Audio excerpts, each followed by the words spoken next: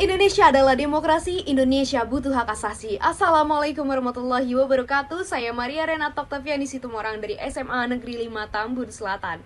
Hadirin yang saya hormati, apa yang ada di dalam benak hadirin sekalian jika mendengar kata hak asasi manusia? Hak asasi manusia atau yang biasa kita sebut sebagai HAM adalah landasan hidup dari seorang manusia. Hak asasi manusia memiliki sifat yang universal dan juga tidak dapat diganggu-gugat. Mengapa demikian? Karena hak asasi manusia adalah hak-hak yang mengikat dari sejak dalam kandungan.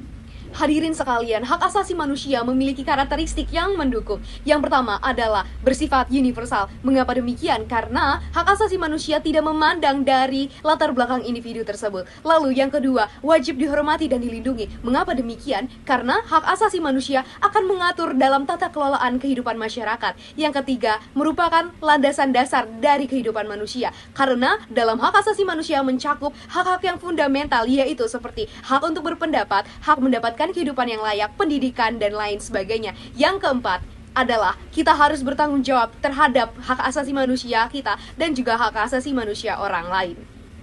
Hadirin sekalian, dewasa ini jika kita kilas balik kepada peristiwa-peristiwa yang terjadi di negara kita tidak bisa menutup mata. Banyak sekali pelanggaran-pelanggaran HAM seperti pelanggaran hak berbicara, hak mendapatkan penghidupan yang layak, pendidikan, kesehatan, dan lain sebagainya. Bahkan tercatat sepanjang tahun 2024 terdapat 2.305 dugaan kasus yang diterima dan diproses.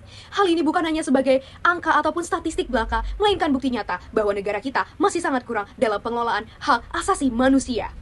Hadirin yang saya hormati, banyak sekali tantangan dalam pengaplikasian hak asasi manusia. Yang pertama, seperti banyak sekali pelanggaran dari hak asasi manusia itu sendiri, dari yang berat dan sistemik, di mana masih tercakup dalam bayang-bayang impunitas sehingga pengelolaan kasusnya lambat atau bahkan diabaikan. Yang kedua, sarana dan kebijakan kurang memadai. Negara melalui lembaga-lembaga memiliki tanggung jawab yang utama dalam keadilan dan perlindungan, bukan hanya retorika belaka. Jika kita abai hari ini, maka kita menyiapkan hak asasi hanya untuk golongan semata, bukan masyarakat bersama. Hadirin sekalian, pidato ini bukan untuk menakuti belaka, akan tetapi mengajak hadirin untuk berpikir, bergegas, dan bertindak nyata. Sebab yang pertama, setiap warga negara wajib menjaga HAM, bukan hanya tokoh, aktivis, ataupun pejabat. Yang kedua, negara dan institusi yang terkait harus bertindak tegas, selidiki, hukum pelaku, pulihkan korban. Yang ketiga, pendidikan HAM harus meresap ke masyarakat. Yang keempat, seluruh lapisan masyarakat harus bersatu untuk menciptakan warna baru bagi masa depan. Saya berharap bahwa esok hari kita dapat menatap Indonesia bukan sebagai negara dengan catatan pelanggaran, melainkan sebagai negara yang dapat menjunjung tinggi keadilan, perlindungan, dan juga harkat martabat manusia. Mari kita jadikan HAM bukan sekedar tema pidato belaka, melainkan fondasi dalam kehidupan sehari-hari dan kebijakan negara. Terima kasih, salam sejahtera.